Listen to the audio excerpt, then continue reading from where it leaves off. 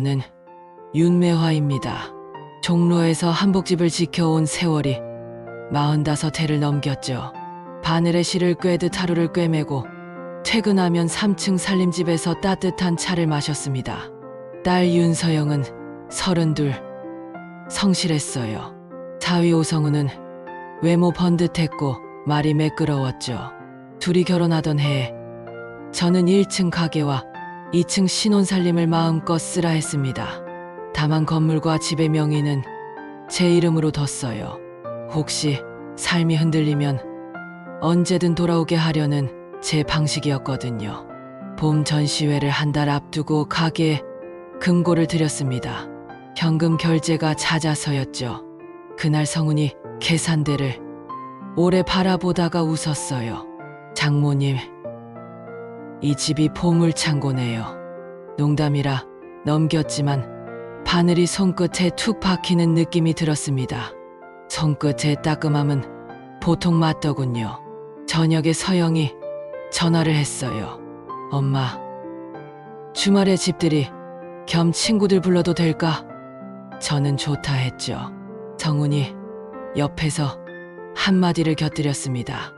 요즘은 다 공동으로 하는 추세래요. 그 말이 어색하게 귀에 박혔어요. 공동이란 말은 배우자가 아니라 재산에서 더 힘을 쓰곤 하거든요.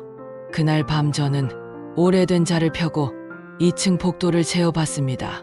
대청마루에서 안방까지 4걸음 반. 저 숫자를 잊지 않았어요. 나중에 실측할 일이 생길 테니까요. 제 마음 한쪽에서 작은 금소금이 딸깍하고 울렸습니다. 바늘통 뚜껑을 닫는 소리와 비슷했죠. 주말 집들이 날 친구들이 북적였습니다. 성우는 사람들 사이를 부드럽게 돌며 말을 뿌렸어요. 장모님이 집을 사주셨다. 요즘 부모님들은 다들 공동명의로 옮겨준다.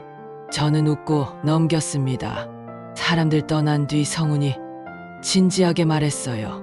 장모님, 세금이니 원이 복잡하니까 제 이름을 조금만 섞어두면 관리가 편합니다. 저는 천천히 답했죠. 세금은 내가 감당한다. 관리도 내가 한다. 너희는 살림과 삶을 가꾸면 된다. 그날 새벽 서영이 부엌에 나와 물컵을 들었습니다. 엄마, 성훈 말에 너무 서운해하지 마.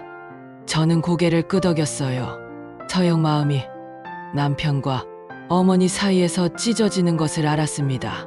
그러나 선을 그을 사람은 당사자가 아니라 제 명의자예요.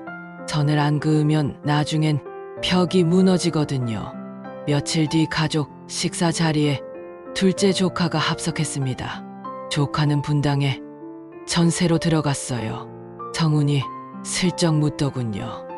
이모부는 조카 집도 명의를 옮겨주셨다던데 사실입니까? 저는 숟가락을 내려놓았죠. 아이마다 형편이 다르다. 너희는 지금 가장 많은 걸 누리고 있다. 이 말에 성훈의 눈빛이 잠깐 굳었습니다. 서영이 제 무릎 아래를 발로 톡 건드렸어요. 적당히 하라는 신호였죠. 저는 말을 삼켰습니다. 그러나 삼킨 말은 속에서 오래 삭지 않아요. 속이 있었습니다. 그날 밤 창고에서 비단 2피를 꺼냈어요. 하나는 봉황 문양, 하나는 매화 문양. 봉황은 근사하지만 허영을 타고 날고 매화는 추위를 이겨 피어나죠. 어느 쪽을 내 제자에게 줄지 마음속에서 이미 정해졌습니다. 손녀 서율이 5살이 됐어요. 저는 미역국을 끓이고 배를 얇게 저며 장아찌를 챙겼죠. 서율이 좋아하는 찹쌀경단도 만들었습니다. 연락하면 또 말릴까봐 예고 없이 올라갔어요. 현관 비밀번호 소리가 울리고 문이 조금 열렸습니다. 성훈이 얼굴이 보였죠. 장모님, 오늘은 곤란합니다. 동기들 부부 모임이 곧 시작이라서요. 저는 웃으며 말했어요. 손녀 얼굴만 보고 갈게. 그 순간 성훈이 제 어깨를 쿡 밀었습니다. 나중에 오시죠. 오늘은 분위기가 안 맞습니다. 어깨뼈가 순간적으로 찌릿했어요. 문틈 사이로 서율 목소리가 멀리 들렸습니다. 엄마 누구야? 서영 목소리가 떨렸어요. 아무도 아니야. 들어가. 놀아. 문이 닫혔고 인터폰 불빛이 꺼졌죠. 제 손에 들린 미역국 구운 병이 멍청아리만치 뜨거웠습니다. 저는 계단을 걸어 내려왔어요. 엘리베이터를 타고 싶지 않았죠. 발 디딜 때마다 가슴 속 무언가가 단단해졌습니다. 한강 둔치에 차를 세워 미역국 뚜껑을 열었어요. 뜨거운 김이 서렸죠. 눈물이 나올 줄 알았는데 이상하리만치 말랐습니다. 저는 서영에게 전화를 하지 않았어요. 대신 오래된 주소록을 펼쳤습니다. 한 줄의 박나람이란 이름이 또렷했죠. 27, 지방대 졸업, 아르바이트로 학비를 채운 아이. 바느질 손이 곱고 눈이 정직했습니다. 제 손끝보다 더 반듯한 땀을 놓던 아이였어요. 저는 메시지를 보냈죠. 내일 가게로 올래? 내 미래 이야기를 하자. 다음 날 나람이 출근했습니다. 달인판 앞에서 허리를 곧게 세웠어요. 저는 천천히 말을 꺼냈죠. 나람아, 내 손은 겨울도 버텨낼 손이다. 내가 가진 걸 전부 전수하고 싶다. 동업이 아니라 대물림이다. 아이는 한참 말이 없었습니다. 그러다 고개를 깊이 숙였어요. 선생님이 가라는 길이면 가겠습니다. 저는 웃었죠. 사람은 대답의 길이보다 눈의 온도로 믿음을 확인합니다. 그날 저녁 저는 서류를 펼쳤어요. 성인 입양 절차와 상가 양도 계획, 기부 재단 설립 초안이었습니다. 입양을 하겠다는 뜻은 피가 아니라 책임을 잇겠다는 약속이죠. 이름 하나만 바꾸고 마음은 그대로 두는 일이라 믿었습니다. 한복집 45돌 전시회를 열었어요. 고객들과 동네 어르신들, 거래처가 가득 모였죠. 저는 단상에 서서 말했습니다. 제 손을 이을 사람을 소개합니다. 제 제자 박나람입니다. 앞으로 이 가게와 제 손길을 함께 지킬 겁니다. 사람들이 박수를 쳤어요. 그때 성은과 서영이 늦게 들어왔습니다. 성은 얼굴이 붉었어요. 장모님, 이런 중대사를 상의도 없이 발표하십니까? 저는 평온하게 답했죠. 상의할 일과 통보할 일이 다르다. 이건 통보다. 내가 밀친 어깨가 알려준 순서다. 서영이 눈을 감았어요. 저는 마이크를 내려놓고 나람 손을 잡았습니다. 체온이 따뜻했죠. 따뜻함은 오래갑니다. 저는 확신했습니다. 중개사와 변호사가 상가, 건물 매매 계약서를 들고 왔어요. 저는 시가로 나람에게 팔기로 했습니다. 대금은 제가 설립할 재단에서 장기 상환으로 받도록 구성했죠. 세금은 제목, 운영권은 즉시 이전, 세입자 통지는 법대로 한 달 이후에. 이 절차들이 복수라기보다 정리였어요. 제가 평생 쌓은 것을 기둥만 남기고 바르게 옮기는 일이었죠. 내용 증명을 성훈과 서영에게 보냈습니다. 한 달 뒤 건물 내부 공사와 공방 확장으로 인해 2층을 비워달라는 것, 법적 기한을 명시했고 협의 시 이사비를 지원하겠다고 적었어요. 답장은 없었습니다. 대신 툭툭거리는 메시지가 왔죠. 장모님, 너무하십니다. 저는 더 말하지 않았어요. 말은 재단 바깥으로 새면 쓸모를 잃습니다. 일주일 뒤 나람과 인테리어 기사와 함께 실측을 갔습니다. 벽의 길이를 확인하며 말했죠. 이쪽 벽은 여러 햇빛을 들이자 재봉되는 창가에 두고 골무와 바늘은 벽장에 정리하자. 성훈이 문에 기대 서 있었어요. 여긴 아직 우리 집입니다. 저는 고개를 끄덕였죠. 그래서 사전 통보하고 실측만 하는 거다. 법대로 움직인다. 나람이 조용히 평면도를 접었습니다. 표정은 흔들리지 않았어요. 배우는 사람이 가장 먼저 익혀야 할 건 감정의 고정이죠. 흔들리면 바늘이 다칩니다. 우리는 정확히 그만큼만 머물다 나왔어요. 한 달이 채워졌고 저는 서영과 성훈을 집으로 불렀습니다. 박 변호사가 동석했죠. 거실 테이블 위에 계약서와 명도 서류를 올렸어요. 저는 말했습니다. 이 건물은 오늘부로 박나람에게 소유권이 이전됐다. 너희에게 준 시간은 한 달이었다. 지금은 등기까지 넘어갔다. 성훈이 소리를 높였어요. 장모님이 이럴 수 있습니까? 저는 그의 눈을 똑바로 보았습니다. 내가 문지방에서 제 어깨를 밀던 손길을 잊지 않았다. 그 손길이 나의 마지막 망설임을 밀어냈다. 서영이 떨리는 목소리로 말했죠.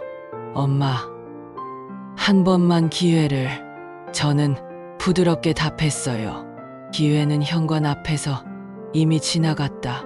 그날 서율의 목소리를 막던 말도 지나갔다. 내용 증명에 명시된 최종 날 집행관과 이사센터 직원이 도착했습니다. 저는 로비에서 기다렸어요. 위층에서 철물 소리와 짤막한 고성이 퍼져왔죠. 이내 가정과 가구가 내려왔습니다. 제가 결혼 선물로 보낸 목재 장롱, 서율이 재웠던 작은 침대, 식탁, 물건들이 엘리베이터를 지나갈 때마다 저는 마음속으로 하나씩 놓았어요. 놓아야 빕니다. 비워야 채우죠. 복도 끝에서 서영과 눈이 마주쳤습니다. 아이가 품에 안겨 있었고 눈동자가 흔들렸어요. 저는 고개를 숙여 인사했죠. 말은 꺼내지 않았습니다. 인간은 어떤 말보다 절차에서 배우기도 해요. 그날 문이 닫히고 새로운 카드키가 나람 손에 들어갔습니다. 나람이 저를 향해 작게 인사했어요. 스승님, 잘 지키겠습니다. 저는 짧게 답했죠. 내가 주인이다. 서영은 흩어졌고 성훈은 떠났습니다. 둘의 사이도 오래가지 못했어요. 신고서 한 장이 오갔다는 소식이 전해졌죠. 저는 확인하지 않았습니다. 확인은 필요 이상의 감정 낭비를 불러요.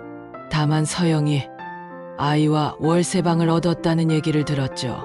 서율은 어린이집에 다녔고 밤이면 서영이 손바느질로 부수입을 채웠대요.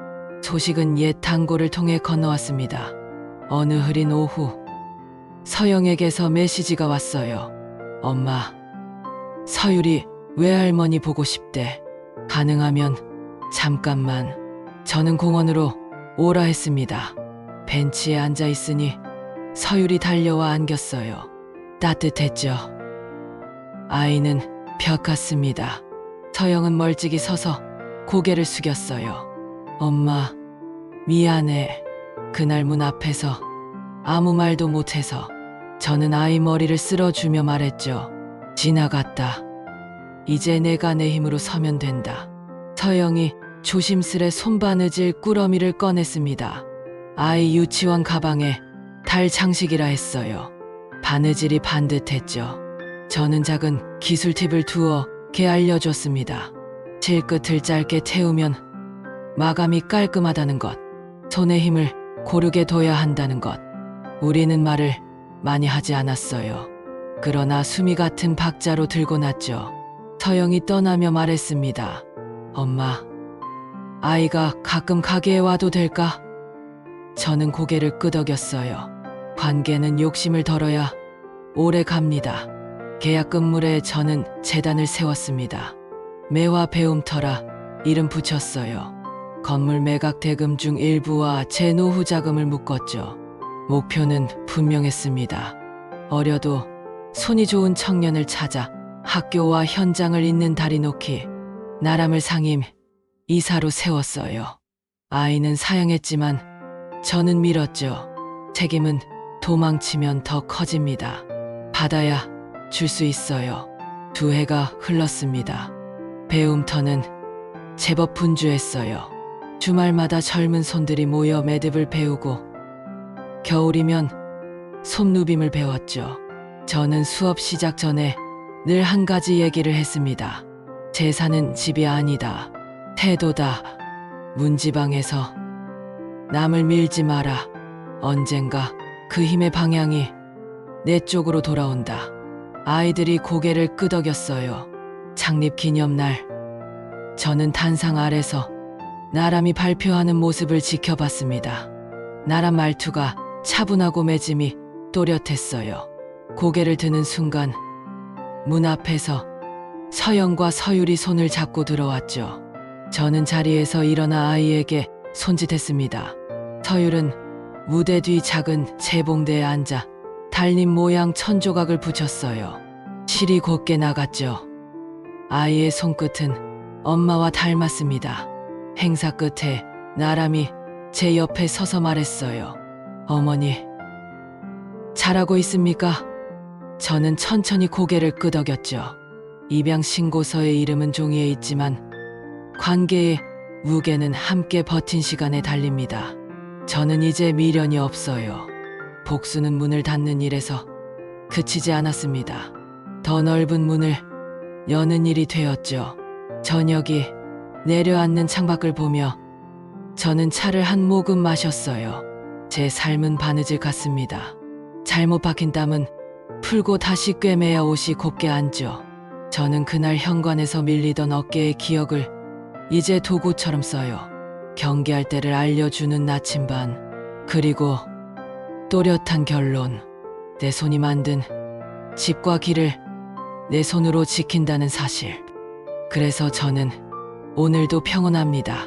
바늘끝이 흔들리지 않았으니까요.